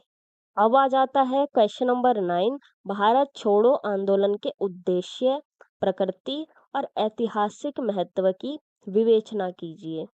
सबसे पहले आप इसका बैकग्राउंड समझो, भारत छोड़ो आंदोलन हुआ क्यों, क्या चल क्या रहा था। तो सेकेंड वर्ल्ड वॉर चल रहा था। ठीक है, अंग्रेजों ने क्या किया, अंग्रेजों ने भारतीय नेताओं की परमिशन नहीं ली और भारत को युद्ध में शामिल कर दिया कि भाई भारत तो हमारी तरफ से लड़ रहा है, ब्रिटेन की तरफ है भारत, और परमिशन ली नहीं भारतीय नेताओं की। और दूसरी तरफ जो भारत के नेता थे उनकी मांग थी कि अगर भारत युद्ध में सहयोग करेगा आपका तो बदले में हमें चाहिए स्वतंत्रता। ठीक है, हमको आप एक क्लियर आश्वासन दो कि युद्ध के बाद आप हमको आजाद कर दोगे। ठीक है, लेकिन अंग्रेजों ने क्या किया, ऐसा नहीं किया। फिर 1942 में क्रिप्स मिशन भारत में आया। भारतीयों की उम्मीद थी कि कोई ठोस प्रस्ताव मिलेगा, लेकिन क्या हुआ, क्रिप्स मिशन असफल हो गया, फेल हो गया। फिर इसके बाद गांधी जी और कांग्रेस को लगने लगा कि अब अंग्रेजों पर अंतिम दबाव डालने का टाइम आ गया है।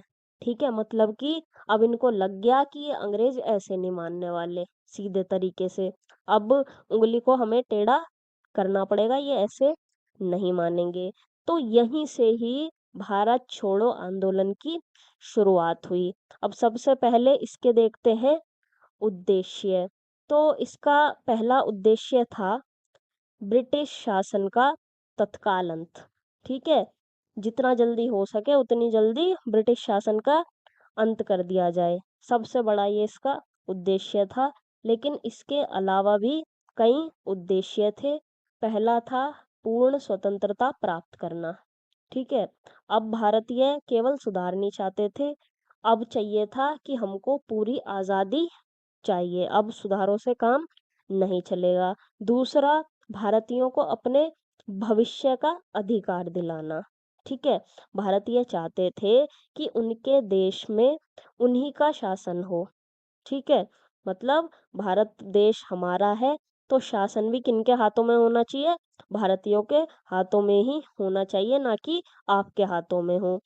फिर तीसरा उद्देश्य, राष्ट्रीय एकता का प्रदर्शन। पूरे देश को एक मंच पर लाकर अंग्रेजों को ये दिखाना कि भारत अब स्वतंत्रता के लिए पूरी तरह तैयार है, और अब आपकी सत्ता को ये उखाड़ करके फेंक देगा और स्वतंत्रता लेकर ही रहेगा। अब आ जाती है इसकी प्रकृति। ठीक है। तो इसकी प्रकृति कैसी थी? जन आधारित यह आंदोलन था। ठीक है। ये आंदोलन केवल नेताओं तक लिमिटेड नहीं था। इसमें छात्र, किसान, मजदूर, महिलाएं, युवा, ये सब बड़ी संख्या में शामिल हुए। इसलिए इसे व्यापक जन आंदोलन कहा जाता है। प्रारंभ में ये अहिंसक आंदोलन था। ठीक है। गांधी जी ने इसे अहिंसक आंदोलन के रूप में शुरू किया। उन्होंने लोगों से शांतिपूर्ण संघर्ष का आह्वान किया कि भाई ये संघर्ष आप करो, स्वतंत्रता के लिए लड़ो, लेकिन शांति से। ठीक है। हिंसा नहीं करनी है, लड़ाई नहीं करनी है। और आंदोलन शुरू होते ही अंग्रेजों ने गांधी जी, नेहरू, पटेल और लगभग जो सभी बड़े नेता थे उनको अरेस्ट कर लिया। अब आंदोलन के पास कोई केंद्रीय नेतृत्व नहीं बचा। ठीक है। कोई एक अच्छी लीडरशिप नहीं बची। लेकिन हैरानी की बात ये थी कि आंदोलन फिर भी चलता रहा। यानी जनता ने खुद इसकी कमान को संभाला। और नेताओं की गिरफ्तारी और सरकारी दमन के कारण क्या हुआ, कुछ जगहों पर ना हिंसक घटनाएं भी होनी स्टार्ट हो गई। रेलवे लाइन काटी गई, पोस्ट ऑफिस और सरकारी जो ऑफिसेज थे उस पर हमले हुए। हालांकि गांधी जी इन घटनाओं के पक्ष में बिल्कुल नहीं थे। गांधी जी देखो बिल्कुल हिंसा के पक्ष में नहीं थे। बस हाँ, जो बंटवारे के दौरान हिंसा हुई वो इनको एक्सेप्टेबल थी। ठीक है। बाकी जो हिंसा होती थी वो इनको अनएक्सेप्टेबल थी, वो वाली इनको एक्सेप्टेबल थी। और देखिए कुछ क्षेत्रों में ना लोगों ने अपनी इंडिपेंडेंट सरकारें भी बना ली। जैसे बलिया में, उत्तर प्रदेश के बलिया में, महाराष्ट्र के सतारा में, बंगाल के तामलुक में। तो ये दिखाता है कि आंदोलन केवल विरोध तक लिमिटेड नहीं था, बल्कि अल्टरनेटिव शासन की कल्पना भी कर रहा था। अब आ जाता है इसका ऐतिहासिक महत्व। तो सबसे पहला महत्व है ब्रिटिश शासन की वैधता को चैलेंज दिया गया। इस आंदोलन ने अंग्रेजों को ये क्लियर मैसेज दिया कि भारत पर अब लंबे समय तक शासन करना पॉसिबल नहीं है, अब तो यहाँ से आपको खिसकना ही पड़ेगा। दूसरा, स्वतंत्रता से पहले बड़ा जनसंघर्ष। तो इतनी बड़ी संख्या में जनता पहले कभी किसी आंदोलन में शामिल नहीं हुई थी। भाई जनता देखो फ्रस्ट्रेटेड थी, इतने टाइम से सह रही थी गुलामी, तो काफी ज्यादा आक्रोश था जनता के अंदर। इसलिए इसे स्वतंत्रता संग्राम का सबसे व्यापक जन आंदोलन माना जाता है। फिर आ जाता है स्वतंत्रता की अनिवार्यता स्पष्ट हुई। 1942 के बाद अंग्रेजों को भी समझ आने लगा कि अब भारत को हमेशा गुलाम बनाकर रखना पॉसिबल नहीं है। फिर आ जाता है राष्ट्रीय एकता और आत्मविश्वास में बढ़ोतरी। इस आंदोलन ने भारतीयों के आत्मविश्वास को बहुत ज्यादा बढ़ाया, और लोगों को विश्वास हो गया कि अब आजादी हमसे ज्यादा दूर नहीं है। 5वां आ जाता है स्वतंत्रता का मार्ग प्रशस्त हुआ। हालांकि भारत छोड़ो आंदोलन तुरंत सफल नहीं हो पाया, लेकिन इसने स्वतंत्रता की प्रक्रिया को तेज कर दिया। 1947 में भारत की स्वतंत्रता के पीछे इसकी बहुत इम्पोर्टेंट भूमिका थी। अब आ जाता है इसका निष्कर्ष। तो भारत छोड़ो आंदोलन भारतीय स्वतंत्रता संग्राम का अंतिम और निर्णायक चरण था। इसका एम ब्रिटिश शासन का तत्काल अंत और पूर्ण स्वतंत्रता प्राप्त करना था। अपनी व्यापक जनभागीदारी, राष्ट्रीय एकता और ब्रिटिश शासन को दी गई चुनौती के कारण ये आंदोलन भारतीय इतिहास में विशेष स्थान रखता है। इसने स्वतंत्रता की प्रक्रिया को तेज किया और भारत की आज़ादी का मार्ग प्रशस्त किया। अब आ जाता है क्वेश्चन नंबर 10, चंपारण और खेड़ा सत्याग्रह की प्रकृति में अंतर स्पष्ट कीजिए। सबसे पहले देखो, शॉर्ट में समझ लो दोनों आंदोलनों को। तो जो चंपारण सत्याग्रह था, ये बिहार में हुआ था 1917 में, और ये नील की खेती करने वाले किसानों की प्रॉब्लम से जुड़ा हुआ था। और जो खेड़ा सत्याग्रह था, ये 1918 में गुजरात में हुआ था। और ये किसके खिलाफ था? ये इसके खिलाफ था, अ, फसल खराब होने की बावजूद भी और अकाल होने के बावजूद भी किसानों से ना कर वसूला जा रहा था। तो ये इसी चीज के खिलाफ था। यानी कि दोनों आंदोलन क्या थे? किसान आंदोलन थे, लेकिन दोनों की जो प्रॉब्लम्स थी वो अलग अलग थी। अब देखते हैं सबसे पहले चंपारण सत्याग्रह की प्रकृति। तो ये बिहार के चंपारण जिले में अंग्रेजी नील उत्पादकों ने किसानों पर 3 कठिया व्यवस्था थोप रखी थी। व्यवस्था का नाम याद रखना, 3 कठिया व्यवस्था। ठीक है। तो इसके तहत क्या हुआ?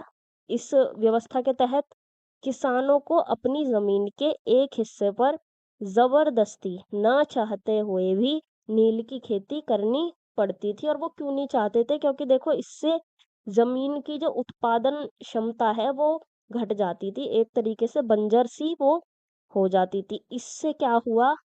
किसानों को बहुत भारी आर्थिक नुकसान हुआ। ठीक है। फिर क्या हुआ? गांधी जी उधर पहुंचे और उन्होंने सबसे पहले क्या किया? उन्होंने सबसे पहले शुरू किया आंदोलन। ठीक है, तुरंत उन्होंने आंदोलन शुरू कर दिया। उन्होंने किसानों की जो समस्याएं थी उनकी जांच की, लोगों के बयान लिए, फैक्ट्स को इकट्ठा किया और फिर सरकार के ऊपर नैतिक और कानूनी प्रेशर बनाया। यानी चंपारण आंदोलन की जो प्रकृति थी वो मेनली शांतिपूर्ण, संवाद आधारित, जांच और फैक्ट्स इकट्ठे करने पर आधारित और कानूनी दबाव बनाने पर आधारित थी। अब आ जाता है खेड़ा सत्याग्रह। अब इसकी प्रकृति देखते हैं। तो 1918 में गुजरात के खेड़ा जिले में किसानों की क्या हो गई थी? फसलें खराब हो गई थी और उनकी फाइनेंशियल कंडीशन भी बहुत ज़्यादा खराब थी। लेकिन इसके बावजूद भी सरकार ने उनसे पूरी भूमि पर कर वसूला। ठीक है। सरकार ये चाहती थी कि तुम पे अकाल पड़ रहा है, तुम गरीब हो, हमको इससे कोई लेना देना नहीं है, हमारा कर चुकाओ। फिर किसानों ने कहा, जब फसल ही नहीं हुई तो हम कर कैसे दें? ठीक है, कहाँ से दें हम कर? तो इस बार गांधी जी और सरदार वल्लभ भाई पटेल ने किसानों को एकजुट किया, इकट्ठा किया। किसानों ने सामूहिक रूप से कर ना देने का निर्णय लिया। ठीक है। क्या किया कि हाँ भाई, ऐसा करो, हम सारे जो हैं, ये हमारा ग्रुप है और हम कर नहीं दे रहे। हमने संगठन बना लिया है और हमारा पूरा संगठन अब कर नहीं देगा जब हम कर देने की कंडीशन में ही नहीं है। तो इससे क्या हुआ? संगठित कर अवज्ञा हुई। इसलिए खेड़ा सत्याग्रह की प्रकृति कैसी थी? सामूहिक, प्रतिरोध वाली, कर अवज्ञा वाली, संगठित जन संघर्ष वाली और आर्थिक अधिकारों की रक्षा करने वाली इसकी प्रकृति थी। अब देखो दोनों में अंतर देख लेते हैं। तो ये जो चंपारण सत्याग्रह था इसका एम था तीन कठिया व्यवस्था का विरोध, और खेड़ा सत्याग्रह का क्या था, कर की माफी। और इसके आंदोलन की प्रकृति कैसी थी, शांतिपूर्ण और बातचीत पर आधारित।